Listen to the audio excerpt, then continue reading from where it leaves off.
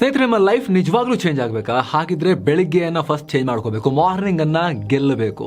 ಬೆಳಿಗ್ಗೆ ಎದ್ದ ತಕ್ಷಣ ಮಾಡೋ ಕೆಲಸಗಳನ್ನ ಚೇಂಜ್ ಮಾಡ್ಕೋಬೇಕು. ಬೆಳಗಿನ ಮೊದಲ 1 ಗಂಟೆ ನಿಮ್ಮ ಇಡೀ ದಿನವನ್ನ ಡಿಸೈಡ್ ಮಾಡುತ್ತೆ.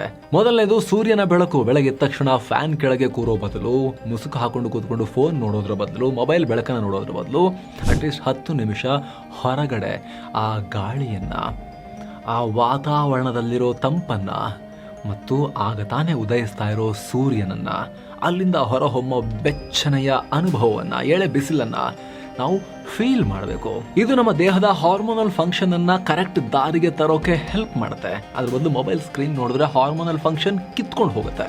ನೆಕ್ಸ್ಟ್, ಕಾಫಿ ಅಥವಾ ಟೀ ಕುಡಿಯೋ ಹವ್ಯಾಸ. ಎದ್ದ ತಕ್ಷಣ ಬೆಡ್ ಕಾಫಿ ಹುಡುಕ್ತೀವಲ್ವಾ, ಆದ್ರೆ ತಪ್ಪು. ಎದ್ದು ಕನಿಷ್ಠ 60 ರಿಂದ 90 ನಿಮಿಷಗಳ ನಂತರ ಕೆಫೀನ್ ಇಂಟೇಕ್ ಇರಬೇಕು. ಅದು ಕೂಡ ಕಾಫಿ ಟೀ ಕುಡಿಲೇಬೇಕು ಅಂತ ಇದ್ರೆ, ಇಲ್ಲಾಂದ್ರೆ ಕಂಪ್ಲೀಟ್ಲಿ ಬಿಟ್ರೆ ಇನ್ನೂ ಒಳ್ಳೇದು.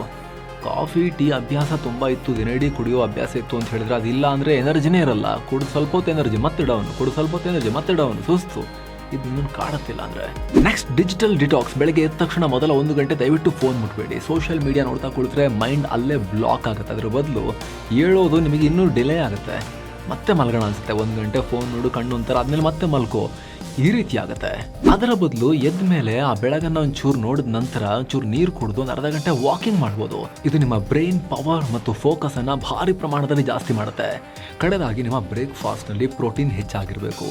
ಶುಗರಿ ಐಟಮ್ ಇರಬಾರ್ದು. ಬೆಳಿಗ್ಗೆ ತುಂಬಾ ಶುಗರಿ ಆಗಿರೋ ಅಥವಾ ನಾಲ್ಗೆಗೆ ತುಂಬಾ ಸ್ವೀಟ್ ಅನ್ಸೋ ಯಾವುದನ್ನೇ ನೀವು ಸಿಕ್ಕಾಪಟ್ಟೆ ಸೇವನೆ ಮಾಡಿದ್ರೆ ಒಳ್ಳೆ ಶುಗರ್ ಸ್ಪೈಕ್ ಆಗಿ ಆಮೇಲೆ ಕೊಲ್ಯಾಪ್ಸ್ ಆಗಿ ದಿನವಿಡೀ ನಿಮಗೆ ಸುಸ್ತು ಮಾಡುತ್ತೆ.